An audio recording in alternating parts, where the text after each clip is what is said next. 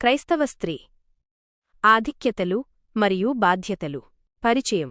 ప్రభువునందు ప్రియమైన సోదరీమణులకు వందనములు. గతంలో మనం క్రైస్తవ స్త్రీలకు దేవుడిచ్చిన గొప్ప ఆధిక్యతల గురించి ధ్యానించాము. అయితే అధికారం ఉన్నచోట బాధ్యత కూడా ఉంటుంది.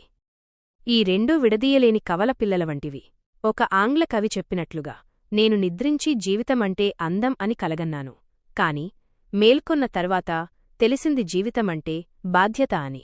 అవును, క్రైస్తవ జీవితం కేవలం ఆశీర్వాదాలను అనుభవించడం మాత్రమే కాదు, ఆ ఆశీర్వాదాలకు తగినట్లుగా బాధ్యతాయుతంగా జీవించడం కూడా. 1. వ్యక్తిగత బాధ్యత మరియు దైవభక్తి సాధకము చేసుకోవడం. బైబిలు స్పష్టంగా చెప్తోంది, మనలో ప్రతి ఒక్కరం ఎవరికివారే దేవునికి లెక్క అప్పజెప్పవలసి ఉంటుంది. రోమీయులకు రాసిన పత్రిక 14వ అధ్యాయము 12వ వచనము. భక్తి అనేది వారసత్వంగా వచ్చేది కాదు, అది ప్రతిరోజూ మనం అలవర్చుకోవలసిన క్రమశిక్షణ. నేటి కాలంలో నేడు లోకం రకరకాల ఆకర్షణలతో నిండి ఉంది.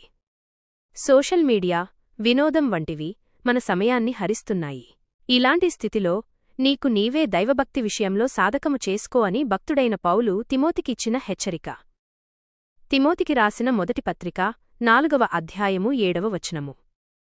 నేడు స్త్రీలకు ఎంతో అవసరం. కుటుంబ ప్రార్థనలు మాత్రమే కాకుండా వ్యక్తిగత ప్రార్థనలో దేవునితో సమయం గడపడం మీ బాధ్యత. 2. ప్రభావం చూపే శక్తి. యెజెబెలు వర్సెస్ దెబోరా. స్త్రీ శక్తి అపారమైనది. ఆమె ఒక కుటుంబాన్ని కట్టగలదు లేదా పడగొట్టగలదు.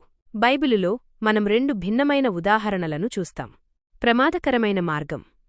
యెజెబెలు తన భర్తను, తన దేశాన్ని విగ్రహారాధన వైపు నడిపించి నాశనానికి కారకురాలైంది.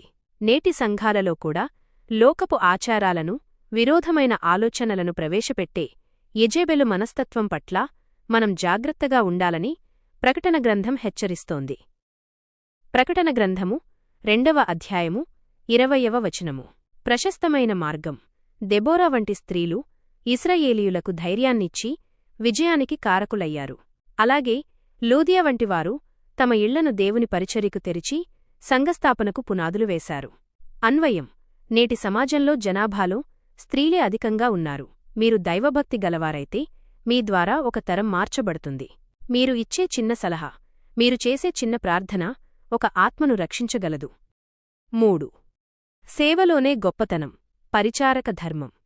లోకం దృష్టిలో అధికారం చలాయించేవాడు గొప్పవాడు.